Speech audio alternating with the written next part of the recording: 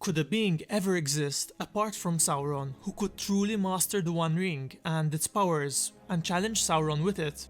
We often wonder about this possibility, what powers its new user would unlock, and at the same time, what would become of them once Sauron was defeated.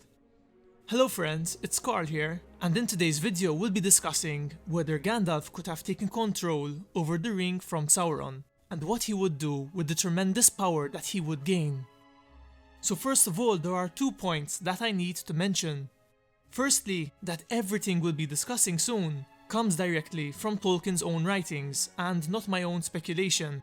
And secondly, that there is a vast difference between using the ring and controlling it. Any being could have used the ring and the power it offered, though how much power they would get from it would depend a lot on the individual. A hobbit such as Frodo wouldn't be able to use the ring's destructive powers, as well as say a powerful character such as Galadriel. Regardless of who used the ring, it would still belong to Sauron and remain loyal to him. The ring would still attempt to betray its new user and return to Sauron. However, if one managed to gain control over it, they could usurp its loyalty from Sauron and become the true Lord of the Rings. But was there anyone truly capable of this? To answer this, we're going to have to look at the Letters of Tolkien, namely letter 246. So in this letter, Tolkien states that only Gandalf might have had a chance to truly master Sauron using the ring's power. He states, of the others, only Gandalf might be expected to master him, being an emissary of the powers and a creature of the same order, an immortal spirit taking visible form. Now his success in doing so would be far from guaranteed. Tolkien says, it would be a delicate balance. On one side, the true allegiance of the ring to Sauron. On the other, superior strength, because Sauron was not actually in possession, and perhaps also because he was weakened by long corruption and expenditure of will in dominating inferiors. But if he did manage to win this confrontation, what would have happened to Sauron, the ring, and Gandalf himself? It seems that Sauron would have been defeated, and his link to the ring permanently broken.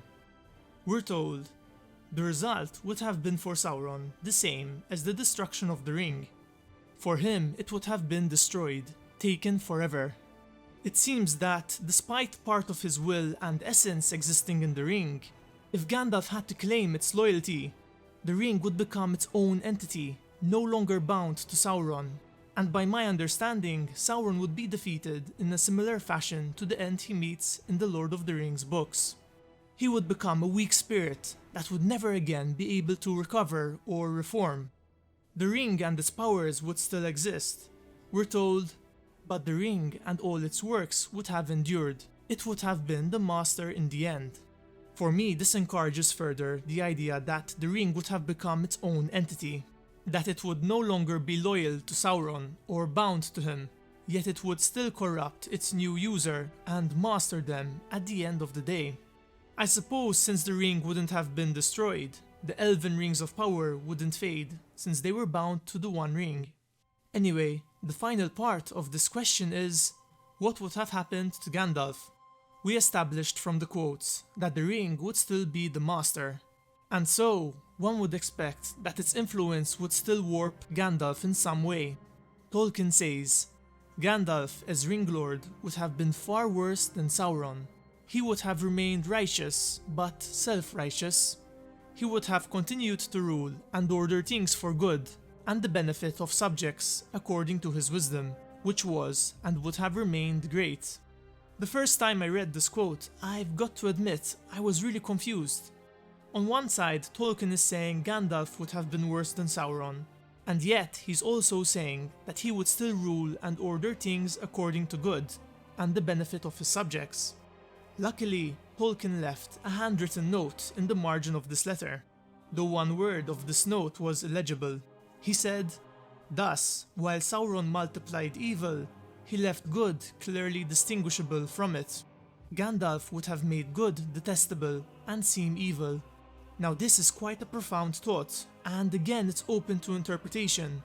From my understanding, Gandalf would never become like Sauron, committing evil out of malice.